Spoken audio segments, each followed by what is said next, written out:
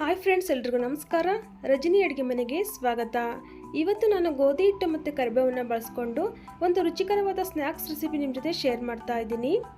ಮೊದಲನೇದಾಗಿ ಒಂದು mixie jar ತಗೊಳ್ಳಿ. ಅದಕ್ಕೆ ಒಂದು ಇಡಿಯಷ್ಟು ಕರಿಬೇವು ಮತ್ತು 7ರಿಂದ 8 ಬೆಳ್ಳುಳ್ಳಿನ ಹಾಕ್ಕೊಳ್ತಾ ಇದ್ದೀನಿ.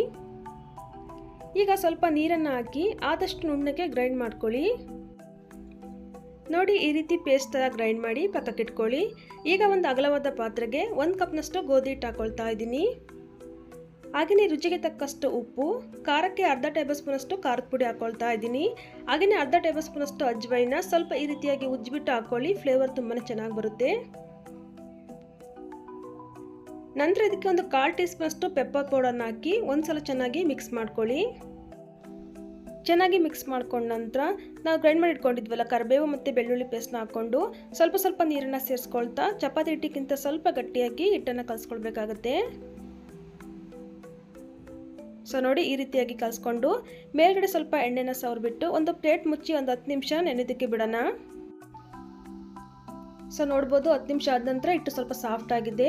ಒಂದ್ಸಲ ಈ ರೀತಿ ಚೆನ್ನಾಗಿ ನಾದ್ಕೊಂಡು ಚಿಕ್ಕ ಚಿಕ್ಕ ಉಂಡೆನಾಗಿ ಮಾಡ್ಕೊಳ್ಳಿ.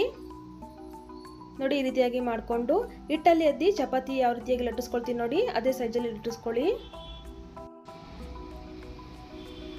ಸೊ ನೋಡಿ, ಈ ರೀತಿಯಾಗಿ ಸ್ವಲ್ಪ ದಪ್ಪವಾಗಿ ಲಟ್ಟಿಸ್ಕೊಳ್ಬೇಕಾಗುತ್ತೆ. ಈಗ ನಿಮಗೆ ಬೇಕಾದ ಸೈಜಲ್ಲಿ ನೀವು ಕಟ್ ಮಾಡ್ಕೊಳ್ಬೋದು. ನಾನಿಲ್ಲಿ ಟ್ರಯಾಂಗಲ್ ಶೇಪಲ್ಲಿ ಕಟ್ ಮಾಡ್ಕೊಳ್ತಾ ಇದ್ದೀನಿ. ಅದಕ್ಕಾಗಿ ಈ ರೀತಿಯಾಗಿ ಎಡ್ಜಸ್ನ ಕಟ್ ಮಾಡಿ ಸ್ಕ್ವೇರ್ ಶೇಪಲ್ಲಿ ಮಾಡ್ಕೊಳ್ತಾ ಇದ್ದೀನಿ. ಸೊ ನೋಡಿ, ಈ ರೀತಿಯಾಗಿ ಮಾಡಿಕೊಂಡು ಎಕ್ಸ್ಟ್ರಾ ಇರೋ ಹಿಟ್ಟನ್ನೆಲ್ಲ ತೆಗೆದು ಹಾಕ್ಕೊಳ್ತಾ ಇದ್ದೀನಿ. ಈಗ ನಾನು ಟ್ರಯಾಂಗಲ್ ಶೇಪಲ್ಲಿ ಕಟ್ ಮಾಡ್ಕೊಳ್ತಾ ಇದ್ದೀನಿ. ಅಂಗಡಿಯಿಂದ ತರೋ ಬದಲು ಈ ರೀತಿಯಾಗಿ ಮಕ್ಕಳಿಗೆ ಮಾಡಿಕೊಡಿ, ಮನೆಯಲ್ಲಿ ತುಂಬಾ ಟೇಸ್ಟಿಯಾಗಿ ಬರುತ್ತೆ. ಸೊ ನೋಡಿ, ಈ ರೀತಿಯಾಗಿ ಟ್ರಯಾಂಗಲ್ ಶೇಪಲ್ಲಿ ಕಟ್ ಮಾಡ್ಕೊಂಡಿದ್ದೀನಿ. ಎಲ್ಲನೂ ಸಹ ಒಂದೇ ಸಲ ಕಟ್ ಮಾಡಿ ಇಟ್ಕೊಳ್ಳಿ. ನಂತರ ಇದಕ್ಕೆ ಒಂದು 4 ಸ್ಪೂನಿಂದ ಈ ರೀತಿಯಾಗಿ ಚುಚ್ಕೊಳ್ಬೇಕು. ಯಾಕೆಂದರೆ ನಾವು ಎಣ್ಣೆಲಿ ಹಾಕಿದಾಗ ಅದು ಉಬ್ಬಿ ಬರುತ್ತೆ, ಹಾಗಾಗಿ. ಸೊ ನೋಡಿ, ಇದೇ ಥರ ಎಲ್ಲನೂ ಸಹ ಮಾಡಿ ಇಟ್ಕೊಳ್ಳಿ. ಈಗ ಎಣ್ಣೆ ಬಿಸಿಯಾದ ನಂತರ ಒಂದೊಂದೇ ಪೀಸಸ್ನ ಹಾಕ್ಕೊಂಡು ಚೆನ್ನಾಗಿ ಫ್ರೈ ಮಾಡ್ಕೊಳ್ಳಿ. ಉರಿನ ಲೋ ಫ್ಲೇಮಲ್ಲಿ ಇಟ್ಕೊಂಡು 2 ಕಡೆ ಕ್ರಿಸ್ಪಿ ಆಗೋ ತನಕ ಚೆನ್ನಾಗಿ ಫ್ರೈ ಮಾಡ್ಕೊಳ್ಬೇಕು. ಸ್ವಲ್ಪ ಟೈಮ್ ತಗೊಳುತ್ತೆ ಕ್ರಿಸ್ಪಿ ಆಗೋದಕ್ಕೆ, ಅಲ್ಲಿವರೆಗೂ ಚೆನ್ನಾಗಿ ಫ್ರೈ ಮಾಡ್ಕೊಳ್ಳಿ.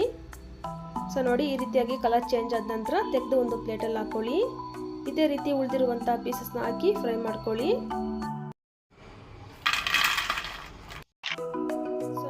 ಕ್ರಿಸ್ಪಿಯಾಗಿ ಬಂದಿದೆ ಅಂತ ತಿನ್ನೋದಕ್ಕೂ ಅಷ್ಟೇ ತುಂಬಾ ರುಚಿಯಾಗಿರುತ್ತೆ.